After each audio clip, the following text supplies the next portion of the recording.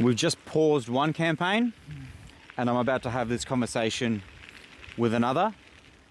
And I genuinely hate saying this because I want all of my clients to succeed. But like I told you so, I saw this coming. I gave you guys the warning signs early on. This is what I feel is going to play out. It's just a gut feeling. Like I've seen these scenarios play out so many times. It's my dad, the heart surgeon, that can smell a patient. He smells the hand of the elderly, whatever, and this person needs to be operated on today, not tomorrow, not in a week, not the public, we wait 6 months, like right now. This is same with this. I've just spent so many hours doing this stuff, and there's so many people, millions of people that have done way more, they're way better than me, but like when I work on this stuff, I'm pretty passionate about what I do. I'm pretty obsessive with what I do. I really love what I do. A level of care is applied to all of my campaigns because I genuinely love every single ad campaign, every single Google ad and SEO campaign that I fired up. So early on, here are the signs where the business has not embraced very basic branding. Get a logo up, register your social accounts.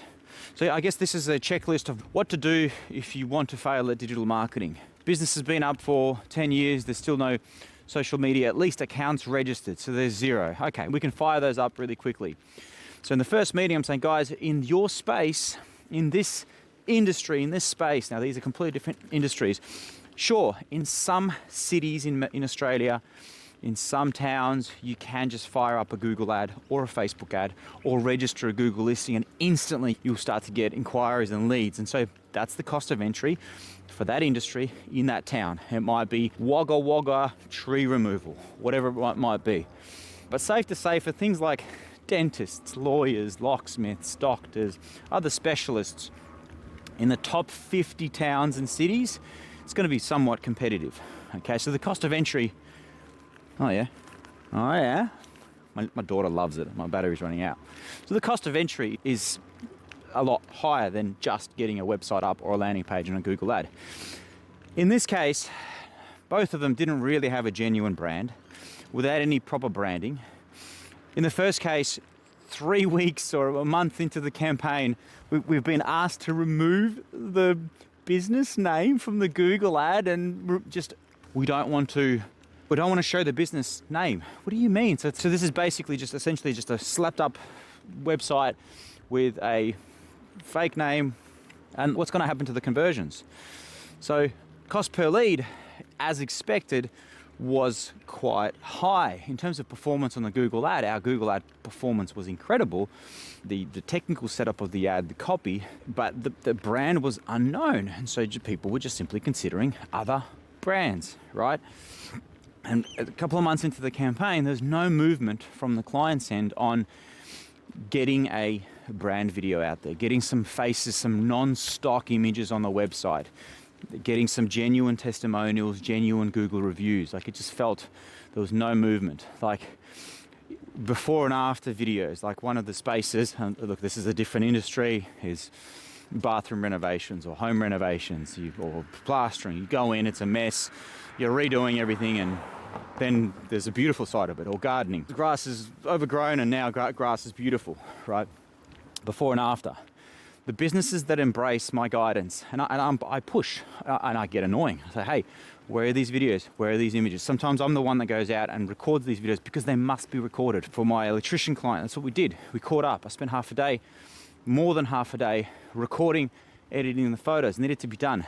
Wasn't done by these clients. It's like there's only so much that I can do. Sure, we can get the best Google ad possible up. We can get the best Facebook ad. We can do the best SEO. But a big chunk of SEO is like engagement on the website, which only happens when it's a genuine brand. If it's just your stock images that are loaded onto 1,000 other websites, the same locksmith or the same accountant type photo where there's a calculator and typical bookkeeper stock images, everyone has that. So, not saying you won't get inquiries, and we did. We got a couple of hundred inquiries. It's just that they weren't positively geared, and that's what I said in the first meeting. Okay, boys, I don't think these leads are going to be positively geared. So I want you to prepare For the first 6 months, we might deliver 500, 800 inquiries, but you might be receiving them at a really high cost per lead that may not be positively geared. Here are a few of my other campaigns that I've had for 4 years where some of the Google ads are not positively geared, but what happens is the client does good work. He comes out there, he's smiling, he's happy, leaves a good experience, leaves a little magnet on the fridge, leaves something in the next door neighbor's letterboxes, right? And so even though that initial lead was a loss leader, it's like anything on the front page of a catalog of a computer shop or Dick Smith or Harvey Norman is going to be a loss leader product. So that product does not make them cash, but it's the additional products that they might buy when they come in, or the return business after a good experience.